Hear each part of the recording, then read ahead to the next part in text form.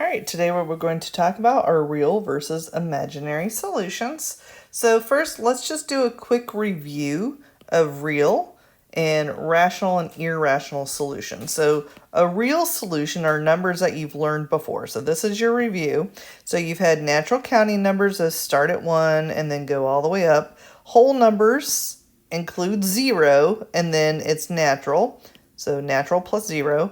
Integers are your negative, positive numbers, and 0.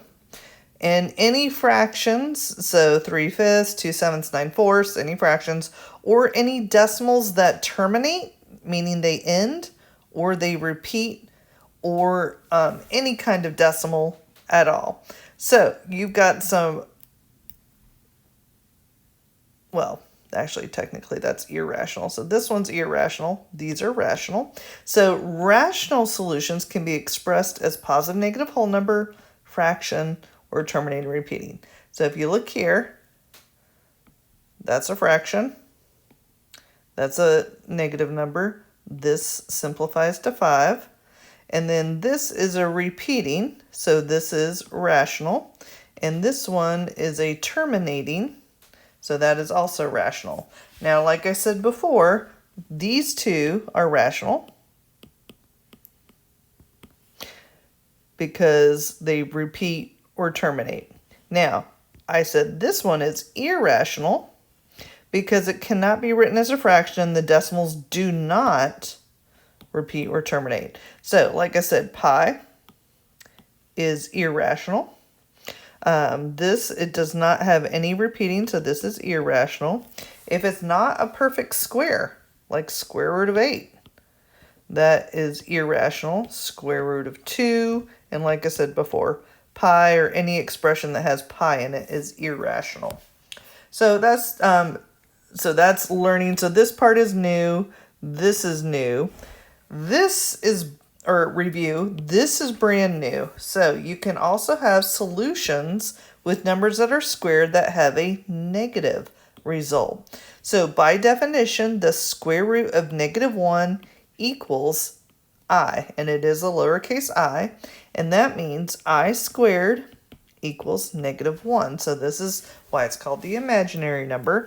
So if you were to get a solution like x equals plus or minus the square root of -9, you can rewrite it as plus or minus the square root of 9 times the square root of -1. So this will simplify to I. This will simplify to 3. So your final answer would be x equals plus or minus 3i. So this one's brand new. The other ones are all review. All right, so now let's try to determine, is it real or imaginary? I'll give you a hint. If it's got an I in it or a square root of -1, it's imaginary. If it's real, we have to determine if it's rational or irrational. All right, so this first one says 1.325169. Oops, I wrote the wrong thing here, and I just caught myself. All right, so this one is not repeating.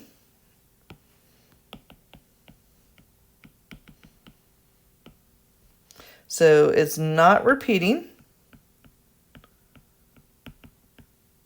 So that makes it irrational. All right. And it has the little dots there, the ellipses, that's saying it's continuing on, but there's no pattern. So it's not repeating. So it is real, but it's irrational. All right. Now for number 2, this one, if it can simplify it. And in this case, you're going to get -4.5, right? So you could do either or, but either way, it's going to be real and rational. So you got a fraction, and it doesn't have any square roots in it, okay? So fraction or decimal. So now let's look, I didn't mean to highlight that one. Hello. There we go, I meant to do this one down here. All right, so now this one is square root of 37. Well, notice it's not a perfect square.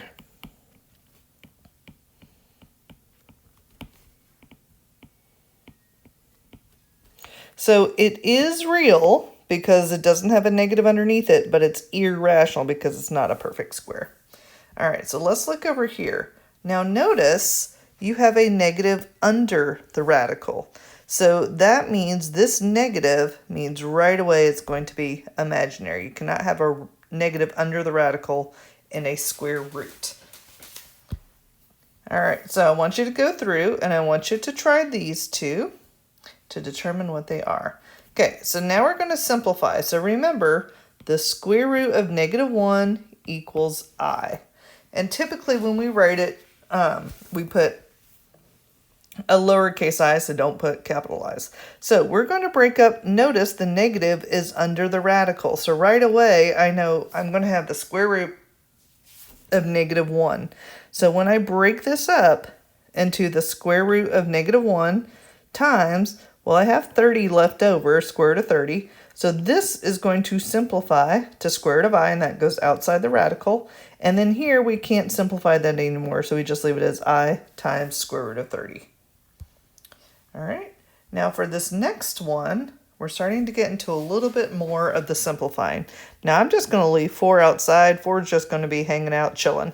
But we're going to look in here. Now I see that negative right away under here, so I know I'm going to have -1.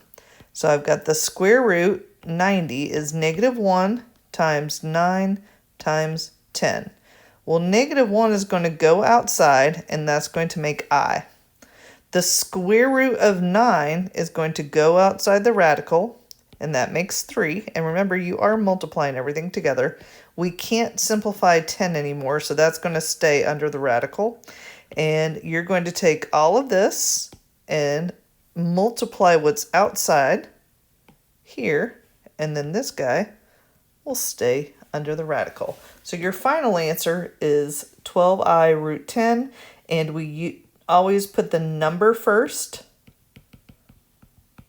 before the I. So when you're writing it, we put the number first, then I times whatever the root is. All right, I want you to try this one. Now I'll give you a hint, you are going to have an I in it because there's a negative under the radical. All right, now we're going to get a little wild and crazy here. We're going to look at 10 plus square root of 50 over 5. Now 50 is 25 times 2. So I can actually simplify this to 5. And I've got root 2 left over. And then I have this 10. Now, since there's a plus sign here, I can't do anything with that other than just bring it. All right, and then we do have the 5 on the bottom. So I've got 10 plus 5 root 2 over 5. And now we can start to simplify it. Now, remember, this 5 goes with this 10, and that will give you 2. This 5 also goes with this 5 outside the radical, so which gives you 1. And this would be your answer.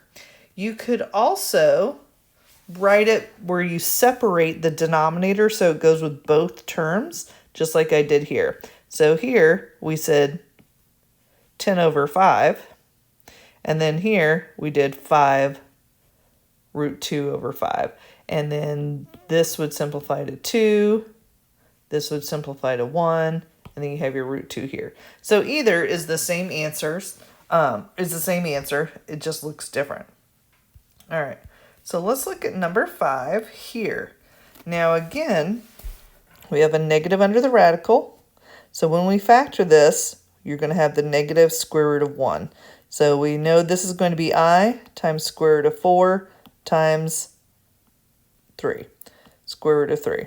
So we're going to go through, I'm going to make that a little bit longer. Oh, I think I had it, just got caught in the thing. Okay, so now I'm going to simplify those two, and they're going to go outside the radical. So when I do this, I'm going to get plus, I have 2I root 3 over 4. And then all I did was, to simplify it, was I said negative 2 over 4, which gives you negative 1. And then 2I over 4, which gives you 1/2. Now, since they have the same denominator, when we simplify it, that's why we have 2. Now, if that kind of confuses you, you can go this way.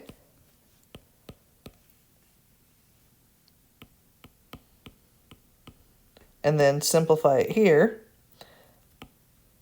And then that gives you the same thing of 1/2. So either way works, but your final answer should end up being this. All right, and then go ahead. I want you to try this one. This one's tricky because you're going to have a couple answers. Number 6 and number 9 are similar. All right, so let's check number 7 before we get to the other one. So let's look here. I'm going to take this negative, and I'm going to make it negative square root of 1, and then times square root of 36. So when we break that down, we're going to have I, and this is going to be 6. So I have 6I. I'm going to bring the 8, and if you notice, this has a plus or minus sign there.